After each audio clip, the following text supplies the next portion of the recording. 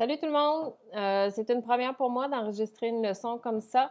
On va essayer de voir si ça fonctionne bien. Ça risque d'être un défi. Je suis à la maison avec mes 3 chats, ma fille, mon chum qui parle trop fort. Donc, on va voir ce que ça va donner. Et je m'excuse pour l'accoutrement, j'arrive du gym. Alors, voici, on va faire aujourd'hui une partie de l'unité 2.3 et c'est parti.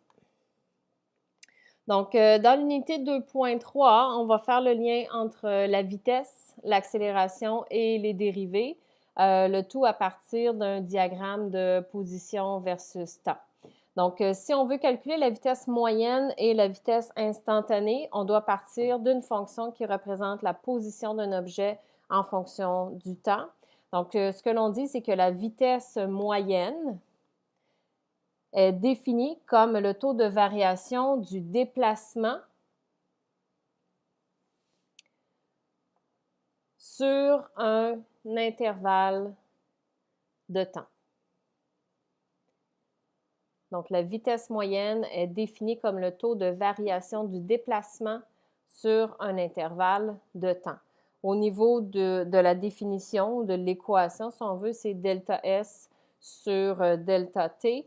Et une autre que je n'ai pas écrit là, qui serait tout simplement S de T2 moins S de T1 sur T2 moins T1, qui essentiellement est la définition d'un intervalle de position et un intervalle de temps.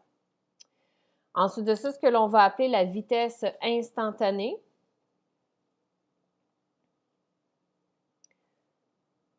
Donc, vitesse instantanée. Celle-ci est définie comme étant le taux de variation du déplacement en un point précis dans le temps. Donc, la vitesse instantanée est définie comme le taux de variation du déplacement en un point précis dans le temps. Plusieurs variations de la formule ici. Donc, on pourrait parler de la limite lorsque delta t tend vers 0, de la variation de la position sur la variation du temps, donc sur delta t. Si on veut définir un petit peu plus précisément, ce sera encore une fois la limite lorsque delta t tend vers 0 de S de t plus delta t moins S de t sur delta t, qui est essentiellement la définition de la dérivée que l'on connaît déjà.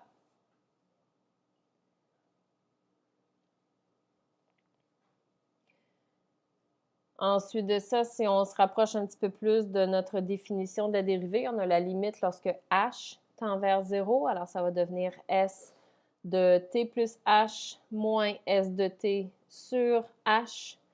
Et finalement, on aboutit avec tout simplement la dérivée de la fonction S, donc S' de t.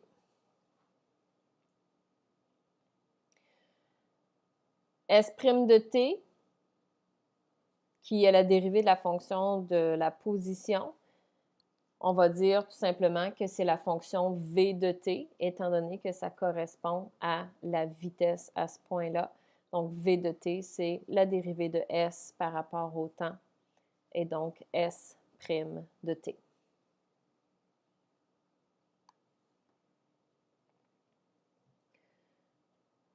Est-ce que vous avez des questions?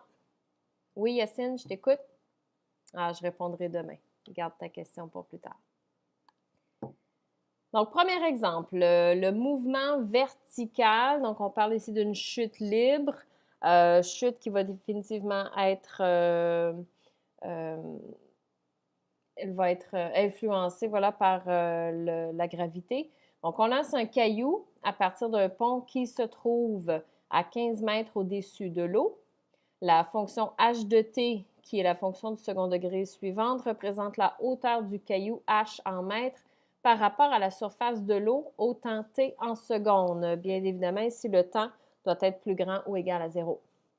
La première question détermine la vitesse instantanée au temps t égale 1 seconde et t égale 2 secondes. Donc, vitesse instantanée, on parle de la dérivée de la fonction h de t. Donc, v de t est égal à h' de t. Si on dérive la fonction h, par rapport au temps, on va obtenir moins 9,8 fois t plus 12. Et pour trouver les vitesses au temps demandé, on remplace dans la fonction vitesse le temps par 1 et ensuite de ça, le temps par 2. Donc, dans un premier temps, on va voir que la vitesse instantanée à 1 seconde est de 2,2 mètres par seconde.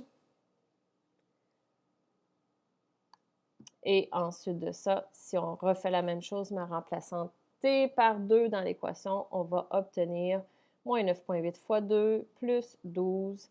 Et le tout va nous donner une vitesse de moins 7,6 mètres par seconde.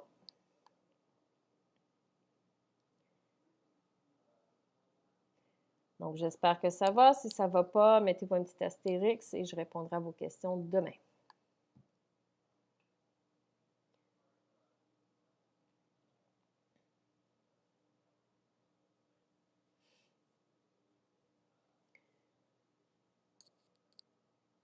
On poursuit l'exemple à la lettre B. Quelle est la vitesse du caillou lorsqu'il pénètre dans l'eau? Alors, on doit se poser comme question, c'est à quel temps, quand est-ce que le caillou va pénétrer dans l'eau? Donc, à ce moment-là, on doit aller chercher à quel temps est-ce que la hauteur de notre caillou va être égale à 0. Ce temps-là, ensuite, on va le remplacer dans la fonction v de t pour connaître la vitesse à ce moment-là. Donc, on retourne dans la fonction h de t initiale qu'on égalise à 0 et ensuite de ça, on va devoir résoudre l'équation. Donc, j'ai 0 égale moins 4,9 fois t au carré plus 12t plus 15. J'utilise la formule quadratique, moins b plus ou moins b2 moins 4ac, le tout divisé par 2a, et ça va nous donner 2 temps possibles. Donc, je vous laisse écrire ceci.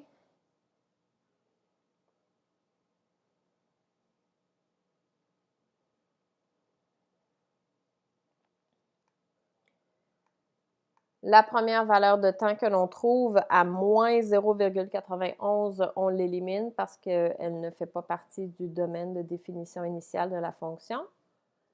Et la deuxième, nous donne 3,36 secondes. Donc, cette valeur-là, on va la conserver.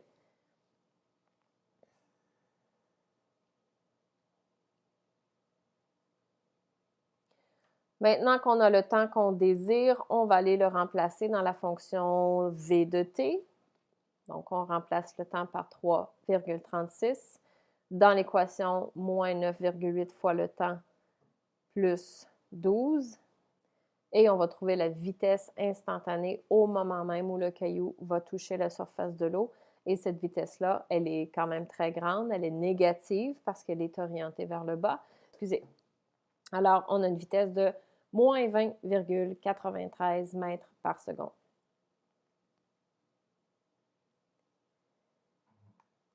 Et finalement, la lettre C, on veut connaître la vitesse initiale du caillou. Vitesse initiale, ben, c'est au temps 0, donc on remplace t par 0 dans l'équation de la vitesse et ça nous donne une vitesse de 12 mètres par seconde.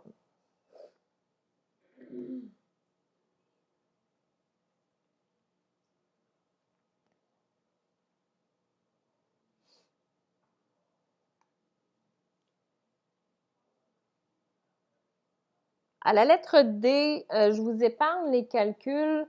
Je vous donne tout de suite ce dont il est question. Donc, on demande à quel moment le caillou atteint-il sa hauteur maximale et quelle est cette hauteur maximale. Donc, ce que l'on fait, c'est je vous donne les valeurs tout de suite, là, les différentes hauteurs pour les temps qui sont donnés. Donc, à 0 seconde, on a une hauteur de 15 mètres. Ensuite de ça, à 0,5 secondes, on a 19,8. Après 1 seconde, on a 22,1. À 1,5 secondes, on a 22. À 2 secondes, on a 19,4. À 2,5 secondes, on a 14,4 et à 3 secondes, on a 6,9 mètres de hauteur.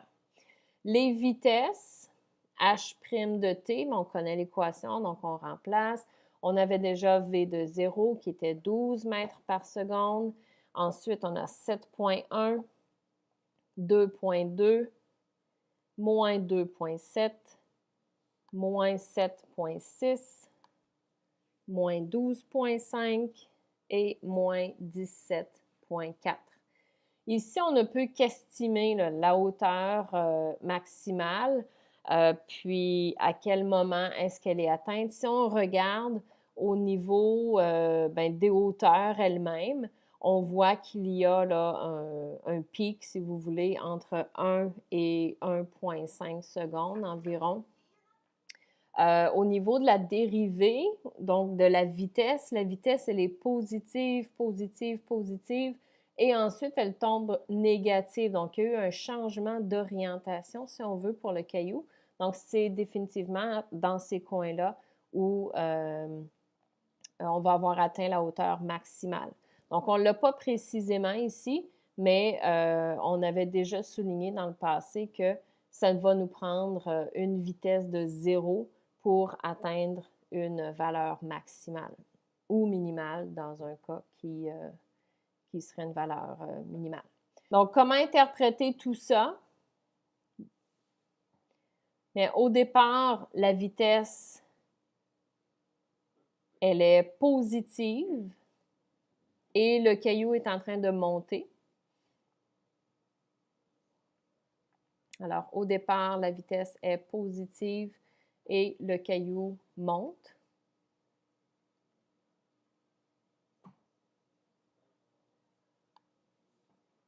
J'ai devancé un petit peu mes explications. Je suis en train de vous montrer dans le graphique essentiellement comment vont se comporter les différentes vitesses alentour du point maximal. Alors, au départ, la vitesse est positive, comme je le mentionnais, et le caillou est en train de monter. Ensuite, la vitesse va commencer à diminuer. Donc, même si elle est positive, la pente devient de plus en plus petite. Donc, la vitesse est en train de diminuer jusqu'à temps qu'elle atteigne son maximum à une vitesse de 0 et donc une pente qui est égale à 0.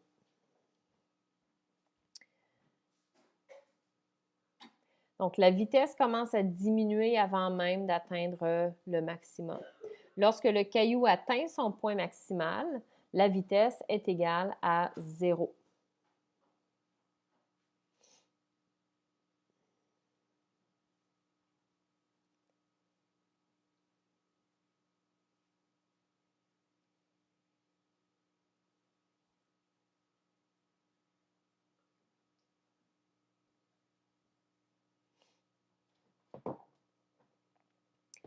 Après, la vitesse est négative, donc les pentes des tangentes deviennent négatives et le caillou est en train de descendre et le caillou descend jusqu'à ce que le caillou atteigne la surface de l'eau.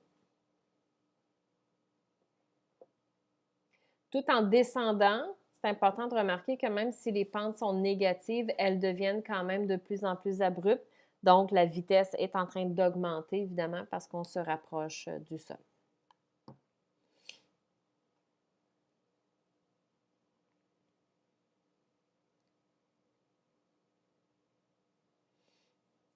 Alors, les pentes sont négatives.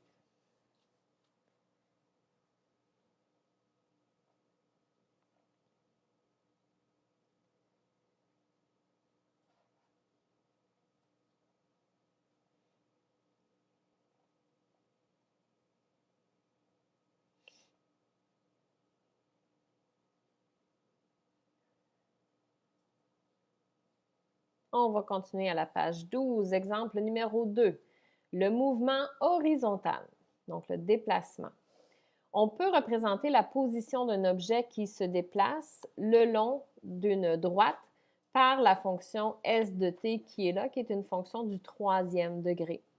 où S représente la position en mètres au temps T en secondes. Et encore une fois, le temps doit être plus grand ou égal à 0. On veut connaître la position initiale de l'objet.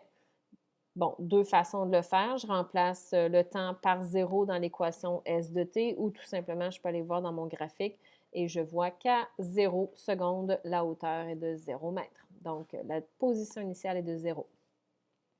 On veut connaître la vitesse à t égale 2, t égale 5 et t égale 7.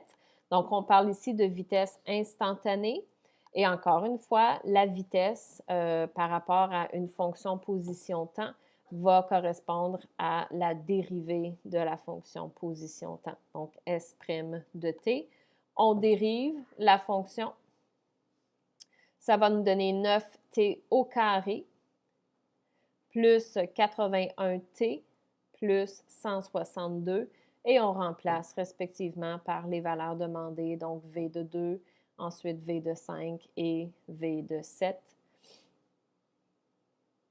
Donc, pour V de 2, on va avoir un résultat de 36 mètres par seconde, donc la vitesse instantanée à ce moment-là. Ensuite de ça, on va aller chercher V de 5. Je vous épargne les calculs, c'est la même chose. Le résultat est de moins 18 mètres par seconde. Et finalement, V de 7 va être égal à 36 mètres par seconde. Si on traçait les tangentes à ces temps-là dans le graphique, on verrait des pentes très abruptes quand même et une pente négative lorsque le temps est à 5 secondes. On veut connaître à quel moment, au pluriel, la vitesse de l'objet est-elle nulle. Donc, si on veut que la vitesse soit nulle, ça nous prend des tangentes qui soient horizontales. Donc, on voit dans le graphique qu'on a deux valeurs maximales et minimales locales. Graphiquement, on est capable de voir que c'est dans le coin de 3 secondes et dans le coin de 6 secondes, mais on va aller les calculer de manière précise. Donc, ce que je veux, c'est que la vitesse soit égale à 0. Donc, V de t est égal à 0. J'ai donc l'équation 9t au carré moins 81t plus 162 égale 0 à résoudre. Je divise le tout par 9 pour réduire un petit peu mon expression. Et ensuite de ça, je peux factoriser assez facilement avec t-6 et t-3. Donc, on avait les temps précis finalement en regardant le graphique. Un premier temps serait à 6 secondes et le deuxième temps serait à 3 secondes.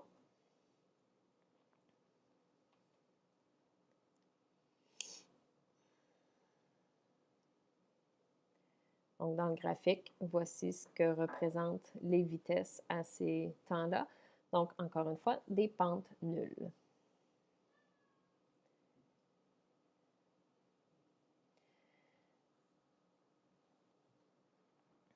Lettre C, à quel moment l'objet avance-t-il et à quel moment est-ce qu'il recule? Si un objet avance, c'est qu'il se dirige dans la direction positive du repère, si on veut. Donc, ça va nous prendre une vitesse qui est positive et l'objet va reculer ou revenir sur ses pas lorsque la vitesse sera négative. Donc, ce que l'on a fait, c'est qu'on a fait un petit tableau récapitulatif des valeurs qui étaient importantes. Donc, le temps 0 qui est notre première valeur de temps dans le graphique, évidemment. La vitesse, bien, je remplacerai le temps par 0 dans V de t. Ça nous donne une vitesse à ce moment-là de 162 mètres par seconde. Ensuite de ça, je suis allée chercher le temps de 3 secondes parce qu'à partir de ce moment-là, étant donné que ma pente passe par 0, elle va redevenir négative de l'autre côté. On le voit très bien avec le graphique. Et l'autre temps critique, c'est notre 6 secondes où la pente repasse à nouveau par 0 pour redevenir positive par la suite. Alors, ce que je peux faire dans ce temps-là, c'est remplir mon tableau avec les signes de la valeur de la vitesse pour différentes valeurs de temps dans l'intervalle qui est donné. Ici, ce n'est pas très complexe parce qu'on a le graphique sous les yeux, mais dans un autre contexte, ce qu'on peut faire, c'est de choisir aléatoirement une valeur de temps entre, disons, 0 et 3 secondes pour le premier intervalle. On la remplace dans la fonction v de t et on regarde le signe de la réponse. Est-ce que c'est positif ou négatif? Comme il n'y a aucun changement qui se passe entre 0 secondes et 3 secondes, on sait que la pente va demeurer positive partout sur cet intervalle-là. Maintenant, à 3 secondes, on sait que la pente vaut 0. On fait une vérification. Ça se pourrait que la pente demeure positive si à 3 secondes, on avait eu, disons, un point d'inflexion. On vérifie en choisissant une valeur de temps entre 3 et 6 secondes. On remplace dans V de t. Cette fois-ci, les valeurs sont négatives partout sur l'intervalle et on refait la même chose pour un temps qui est supérieur à 6 et on obtient des valeurs qui sont positives. Donc, de ça, on peut conclure que l'objet va avancer dans les intervalles 0-3 secondes et ensuite de ça pour du temps qui est supérieur à 6 secondes, donc partout après 6 secondes. Et l'objet va reculer entre les temps 3 secondes et 6 secondes. Parce qu'à ce moment-là, la vitesse est négative.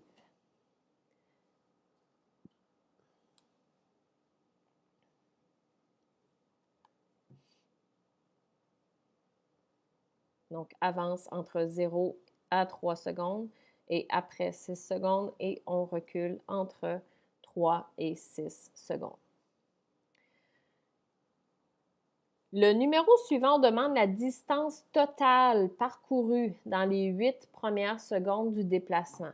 Donc ici, une erreur commune serait de regarder la position à 0, la position à 8 et faire la soustraction de ces deux valeurs-là. Par contre, on va manquer des va-et-vient entre 0 et 8 secondes. Si le trajet avait été en ligne droite de façon positive, je serais d'accord. Mais là, étant donné qu'on avance et on recule, il faut tenir compte de ces différents intervalles-là. Donc, dans la colonne du temps, on va aller mettre des temps importants. Donc, le premier intervalle où l'objet avance, on sait que c'est entre 0 et 3 secondes. Donc, 3 secondes va être une position importante, étant donné que la position initiale, c'est 0. Ensuite de ça, l'autre temps qui est important, c'est à 6 secondes. Et ensuite de ça, bien, le 8, c'est notre temps final. Donc, la position finale est quand même assez importante. On va aller calculer la position à 3 secondes. Donc, S de 3 dans la fonction initiale. Si on faisait le calcul au complet, on obtiendrait 202,5 mètres, je crois. L'intervalle de temps qui s'est écoulé, bien, c'est entre 0 et 3 secondes. Et la distance parcourue maintenant, je mets des valeurs absolues ici parce que si l'objet est en train de reculer, la position finale va être plus près que la position initiale, donc on aurait une distance qui serait négative, donc on le met en valeur absolue. Ça ne change rien dans ce premier calcul-ci, mais ce n'est pas grave, on va rester consistant dans notre notation. Alors, pour le premier, je fais S de 3 moins S de 0 pour connaître les positions à ces deux temps-là. Ça me donne la différence entre 202,5 et 0 qui me donne un premier déplacement de 202,5 mètres. Je refais la même chose maintenant. Je vais aller chercher ma position après 6 secondes. Donc, la position, c'est 162 mètres. Donc ça couvre les temps entre 3 et 6 secondes. Pour connaître l'intervalle de mètres ou de position entre les deux, mais je soustrais les deux positions, celle à 6 et celle à 3 secondes. Je fais ma soustraction et ici, on aurait une valeur qui serait négative, mais la valeur absolue me donne un grand total de 40,5 mètres.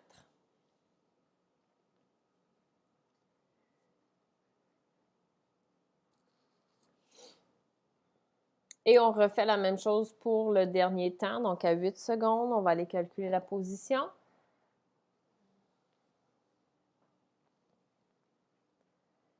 Sa position est de 240 mètres et on couvre les 2 dernières secondes avec ça. On va aller voir quel est le delta S, si on veut, le déplacement total entre 8 et 6 secondes, et ça nous donne un grand total de 78 mètres. Donc, pour avoir la distance totale parcourue, on additionne les 3 distances.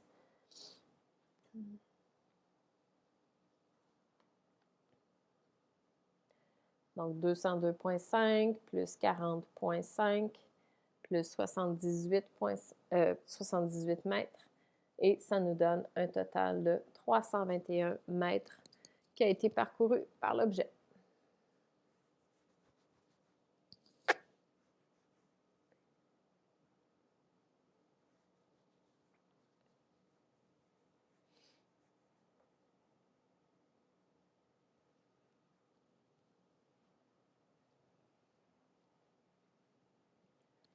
Maintenant, on va regarder la dérivée seconde et sa signification dans un contexte de position, vitesse et temps. Donc, on dit l'accélération moyenne et l'accélération instantanée. Le contexte est donc que l'on a une fonction s de t qui représente la position d'un objet, s par rapport au temps t. Ce que l'on va appeler l'accélération moyenne. Donc, l'accélération moyenne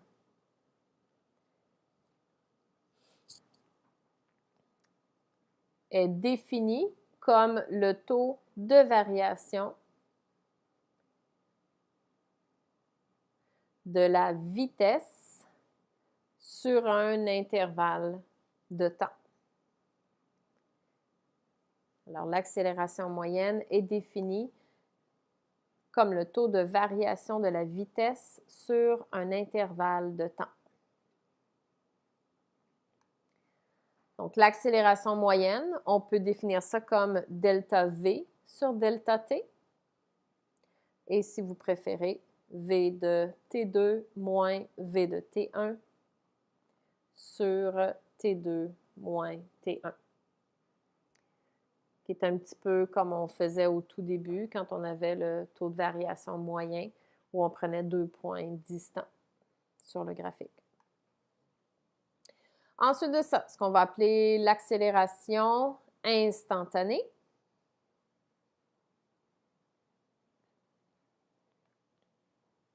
L'accélération instantanée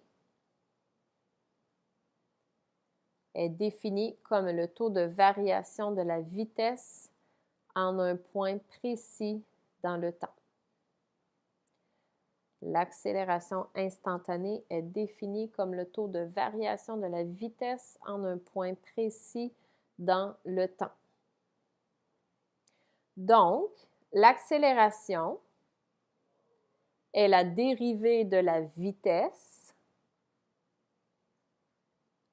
Et comme la vitesse était déjà la dérivée de la fonction position, on va aussi dire que c'est la dérivée seconde, donc la deuxième fois qu'on dérive la fonction initiale de la position. Donc, on dérive la fonction position par rapport au temps, on a la vitesse. On dérive la vitesse par rapport au temps, on a l'accélération. Plusieurs variations de l'équation, encore une fois. Ce sont les mêmes que tantôt, mais on l'applique pour l'accélération. Donc, la limite, lorsque delta t tend vers 0, de delta v sur delta t, qui devient aussi la limite lorsque delta t tend vers 0,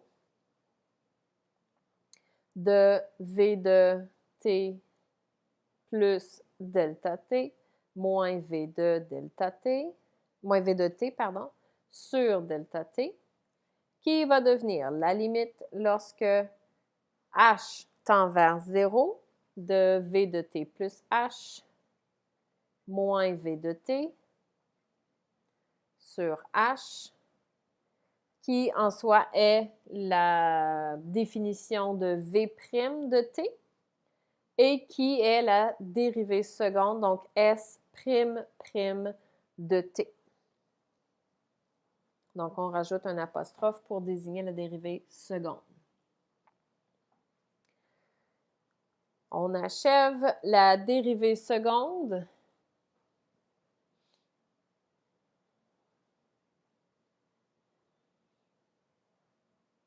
Est la dérivée de la dérivée.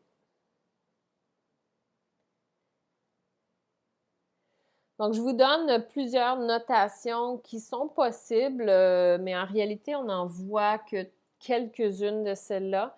Donc, la plus populaire serait tout simplement f'' de x, ou bien une autre très populaire serait y''. Les autres sont un petit peu plus marginales, on les voit moins souvent. Donc, on a d2 de y sur d de x2. Et ensuite de ça, on a d sur dx de dy sur dx, donc qui représente la dérivée de la dérivée. Mais les deux premières sont plus à retenir que les deux autres.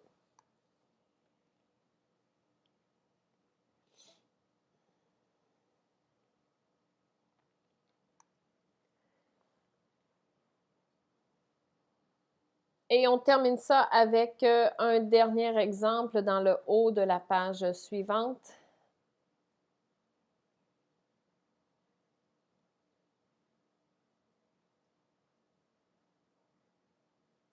Donc, exemple 3, détermine la dérivée seconde f'' de x.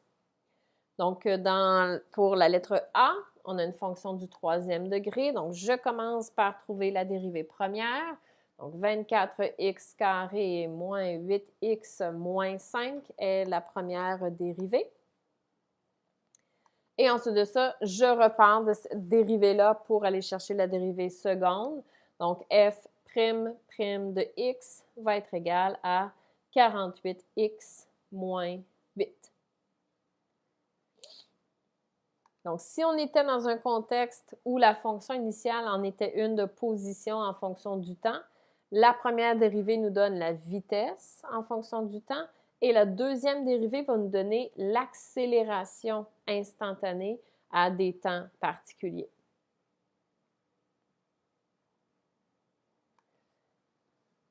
Et lettre B, même processus, f' de x va être égal à moins 5x moins 1,5.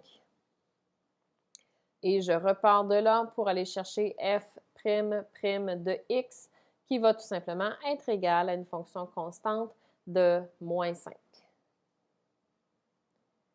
Donc voilà, si vous avez des questions, notez-les, puis on repassera au travers de ça. Vous avez un devoir qui vient à la toute fin de la section 2.3, la feuille d'exercice que vous pouvez commencer. Donc, bonne fin de journée tout le monde. J'espère que ça a très bien fonctionné, puis je vous revois demain. Bye bye!